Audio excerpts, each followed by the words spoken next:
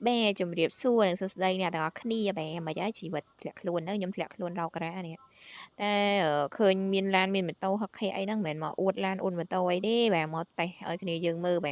cái dương trâu mặc nồng trong chạy cao trông bong bà ngay nhóm chốt sạch nông em nhóm sập play nhóm sạch nông bãi mi ở tàu chẳng bà năngกูrắc mấy vị chim tàu một chẳng để chạy mà nhóm xe chừng ngồi lại đằng nè lan mình tàu nè lỡ nhóm hẹp bị bị chlong bà chứ nè cái khơi cùng nụ qua lương ấy cạnh này bên đó cái này nè chỉ mà cái play chút cuột mà có vì mình tàu đây ở sầm rạp nhẹ lên lơ PC còn ai pra từ lơ sạch đông ấy ý chẳng áហើយដោយសារខ្ញុំលេងលើសាម Pizin អឺខ្ញុំចុចសេចក្ដុំ A អត់កើតទេអញ្ចឹងខ្ញុំប្រើជំនួសដោយ display អញ្ចឹងខ្ញុំឧទាហរណ៍ណាពេលអ្នកគ្នាទៅប៉ះបារះទៅប៉ះកន្លែងហ្នឹងគឺ display អត់ចាញ់ទេកុំលៀតលេងនេះក៏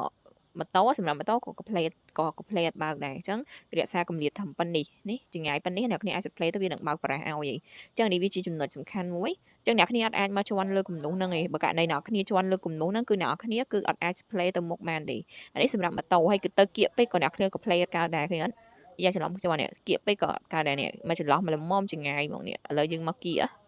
កកណ្នូពេកឥឡូវគៀកកណ្នូពេកម៉ូតូអា display អត់ទៅទេអញ្ចឹងអាហ្នឹងគឺជាចំណុចមួយសំខាន់សម្រាប់ឡានវិញឥឡូវខ្ញុំឧទាហរណ៍ឡានណានេះជាឡានអានេះខ្ញុំមកតេស្តមកមិនខ្ញុំអួតទេណាអ្នកនរគ្នាមិនខ្ញុំមកតេស្តឲ្យមើលទេ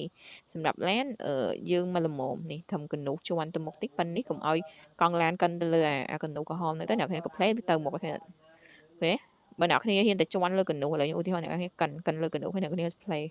play តឈួរទេក៏វាមិនទៅដែរនេះប៉ុណ្នេះមកអូខេទៅបានហើយអញ្ចឹងនេះជាកន្លែងឆ្លងបារះ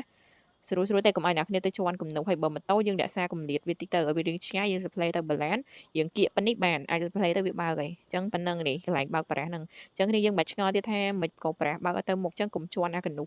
នេះវាអាកណ្នុះពីរហ្នឹងអ្នកគ្នារក្សាកម្រិតម៉ូតូរៀងឆ្ងាយតិចទៅហើយឡានកុំឲ្យកង់កិននៅលើហ្នឹងគឺយើង play បាននេះអញ្ចឹងនេះជារបៀបបើកបារះនៅក្នុងក្រុងខ្ញុំអត់មានអីច្រើនទេគឺមានតែប៉ុណ្្នឹងទេសម្រាប់ចំណុចបើកបារះអញ្ចឹងគ្នាយើងដែលគាត់លេងថ្មីទាំងអ្នកចាស់គាត់អត់ដឹងអាចមើលវីដេអូរបស់ខ្ញុំបានអញ្ចឹងខ្ញុំអត់មានអីច្រើនទេខ្ញុំនឹងធ្វើនៅវីដេអូបន្តពីការលេងនៅក្នុងក្រុងឲ្យគ្នាយើងបានដឹងនិងរបៀបប្រើប្រាស់